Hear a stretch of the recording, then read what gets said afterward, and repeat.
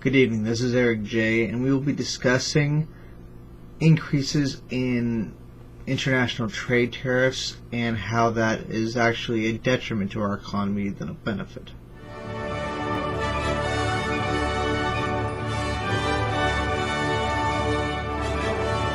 Don't forget, make sure you remember to hit that subscribe button so you don't miss out whenever I upload a new video. Also, for those fans of Ron Paul, go ahead and look below in the description box for a link to his homeschool curriculum. Thank you for joining me. Now, as I said, we'll be discussing the trade tariffs, and here is where the main issue is. Whenever you introduce increased tariffs, especially ones that target specific goods over others, not to mention the fact of just the overall idea of charging increased tariffs for a specific nation in general, you are creating a situation where you're promoting the benefit of one or two specific industries to the detriment of every other supporting industry to that effect. Now, in this case, we have the situation of, say, the attempt by our current president to essentially force China into providing greater protections for our intellectual property. While that is a good sentiment overall, it has the unintended side effect of not really considering all the other industries that are also being affected by all of this. Say, by having less expensive goods coming from China, by us being able to purchase that, and us as a consumer being able to benefit from those less expensive goods.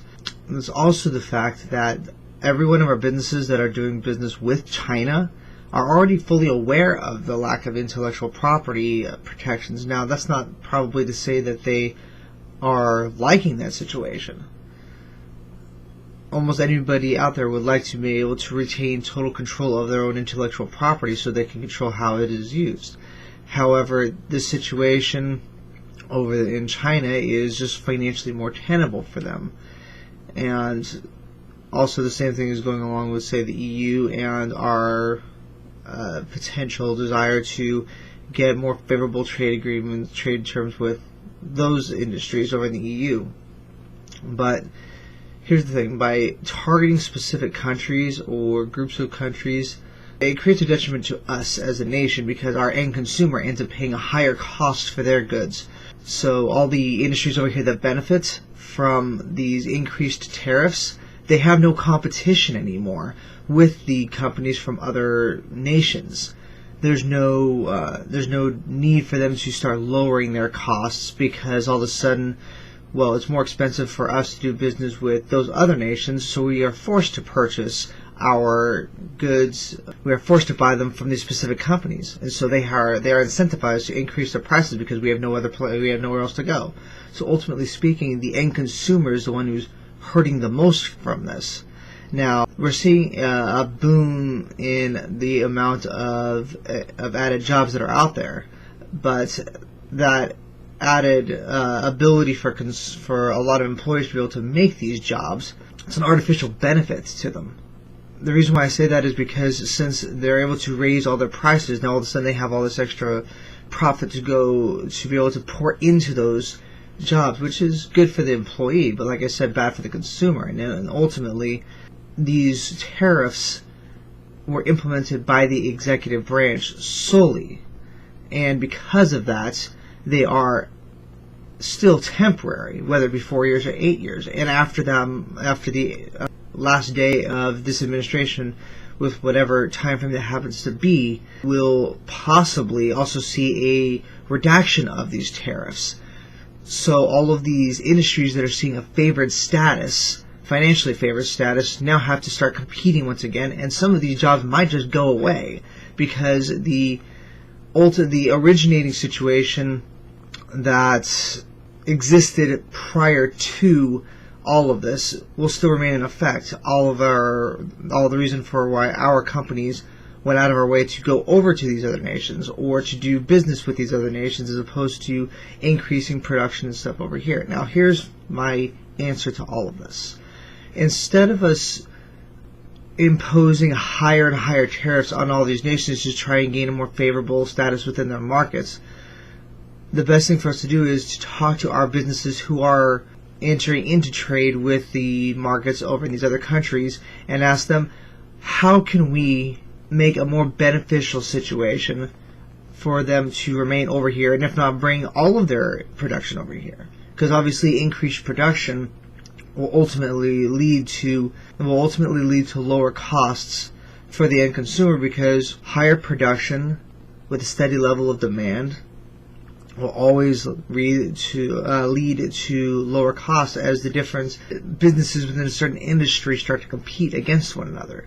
So my best suggestion for this is, instead of targeting the other countries, the incentive for the other countries has solely to do with the amount of business that we are essentially pushing their way, by whether it be higher taxes over here, higher regulations for compliance, higher fees for compliance, or what have you. So my best recommendation is this: instead of tacking on higher and higher tariffs, inevitably leading to higher costs for us, the president, or whatever president happens to be, should ask these industry CEOs, what is the best situation that we could have for you? How can we make a better and improved situation for you as the CEO to bring all of your production, or as much production as you could possibly bring over, as you can logistically bring over?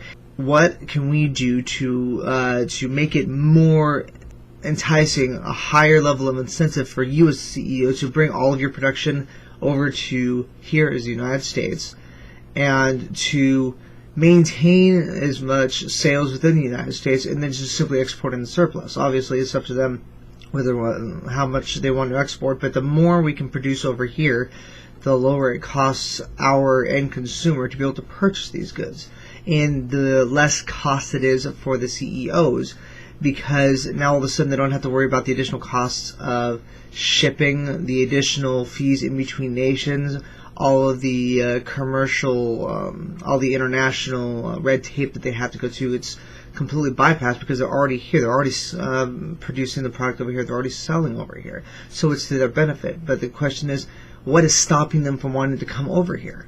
What is the best opportunity that we as a nation can provide for them, these businesses, to want to come over here? Even international businesses, companies from other nations coming over here and taking advantage of a more advantageous business situation, which would even be even better for us as a nation, because it would also increase for even greater competition between products, between companies, and it would also benefit us as a nation. So the best thing for us to do is find out from these CEOs, eliminating the idea of any kind of government subsidy and actually, giving them money or whatever. What kind of regulations can we eliminate? Even potentially the minimum wage, and I can discuss the minimum wage in another video. But the best thing to do is talk to these businesses to give them the best possible economic situation. And so if we can continue to work to keep them over here, not only does it benefit us, but it also creates a better economic situation for businesses and even in other nations. But that was my best take on it, why tariffs ultimately hurt our economy, not benefit from it. Good evening. Below is a link to the Tom Woods Liberty Classroom, where you can learn more about free market economics, which is espoused by such amazing scholars as Milton Friedman and Murray Rothbard. Thank you for joining me. Make sure you remember to like the video, subscribe, and comment.